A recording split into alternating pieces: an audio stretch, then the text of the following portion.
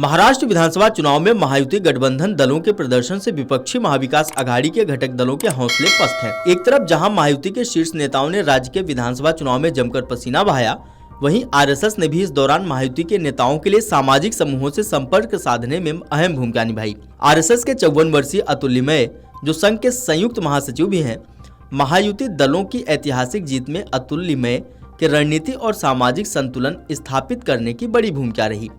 राज्य में महायुति की भारी जीत के साथ ही अतुल लिमये चर्चा का विषय बन गए हैं। अतुल लिमये की रणनीति और असंतुष्ट सामाजिक समूहों के नेताओं से संपर्क साधने समेत सुनियोजित सामाजिक इंजीनियरिंग ने कथित तौर पर एनडीए को सत्ता विरोधी लहर से निपटने में अहम भूमिका निभाई। नासिक के एक इंजीनियर अतुल लिमये ने करीब 3 दशक पहले एक बहुराष्ट्रीय कंपनी छोड़कर आरएसएस में शामिल हुए और पूर्णकालिक प्रचारक बन गए थे। संघ के नए रणनीतिकार ने शुरुआत में रायगढ़ और कोंकण जैसे पश्चिमी महाराष्ट्र क्षेत्रों में काम किया और बाद में मराठवाड़ा और उत्तरी महाराष्ट्र क्षेत्रों को शामिल करते हुए देवगिरी प्रांत के सह प्रांत प्रचारक बन गए। अतुल लिमये महाराष्ट्र, गुजरात और गोवा समेत पश्चिमी महाराष्ट्र क्षेत्र के प्रभारी थे। जब साल 2014 में भाजपा ने राज्य में सत्ता हासिल की, जब आरएसएस ने इस साल की शुरुआत में लोकसभा चुनाव के विपरीत भाजपा का समर्थन करने में सक्रिय भूमिका निभाने का फैसला किया, तो अतुल लिमये का काम आसान हो गया। संयुक्त महासचिव के रूप में अतुल लिमये ने वरिष्ठ भाजपा नेता नितिन गडकरी, उप मुख्यमंत्री देवेंद्र फडणवीस और दिल्ली के शीर्ष भाजपा नेताओं के साथ मिलकर काम किया। सह प्रांत प्रचारक के रूप में अतुल लिमये के कार्यकाल ने उन्हें राज्य की कृषि अर्थव्यवस्था और क्षेत्र की सामाजिक राजनीतिक गतिशीलता का सामना करने वाले मुद्दों को समझने में मदद की। पश्चिमी क्षेत्र प्रमुख के रूप में अतुल लिमये ने महाराष्ट्र के राजनीतिक परिदृश्य की गहरी समझ हासिल की, जिसमें भाजपा नेताओं और विपक्ष की ताकत और कमजोरियां शामिल थीं। इन भूमिकाओं के बाद अतुल लिमये ने कई शोध दल, अध्ययन समूह और थिंक टैंक बनाए, जिन्होंने धार्मिक अल्पसंख्यकों की जनसांख्यिकी से लेकर सरकारी ढांचे के भीतर नीति निर्माण तक कई मुद्दों पर विचार विमर्श किया। ये अनुभव इस चुनाव में काम आया। आपको बता दें कि महाराष्ट्र विधानसभा चुनाव के परिणाम पूरी तरह से महायुति के पक्ष में रहे।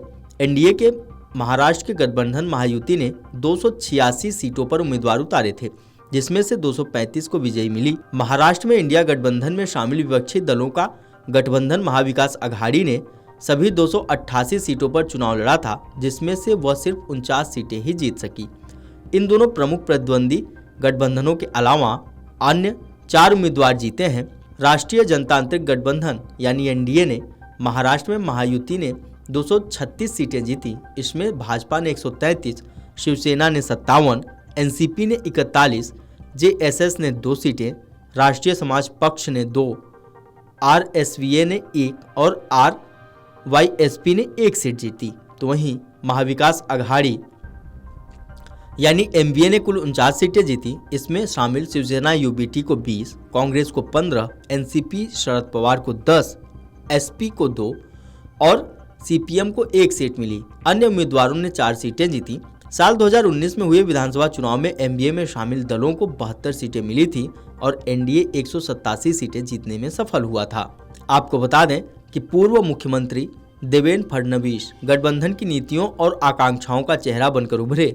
उन्होंने अपनी तीखी बयानबाजी और विकास संबंधी दृष्टिकोण से अभियान को आगे बढ़ाया। शहरी और ग्रामीण महाराष्ट्र में समर्थन जुटाने की फडणवीस की क्षमता ने उन्हें गठबंधन के पुनरुत्थान के लिए अपरिहार्य बना दिया। इसके अलावा विदर्भ और मराठवाड़ा क्षेत्रों में जहां महायुति को गंभीर चुनौती का सामना करना पड़ा, केंद्रीय मंत्री नितिन गडकरी का प्रभाव गेम चेंजर साबित हुआ।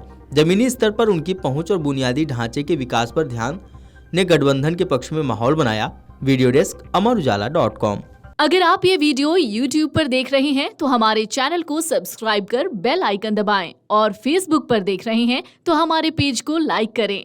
8 मिलियन प्लस सब्सक्राइबर, आपके इस भरोसे के लिए बहुत धन्यवाद।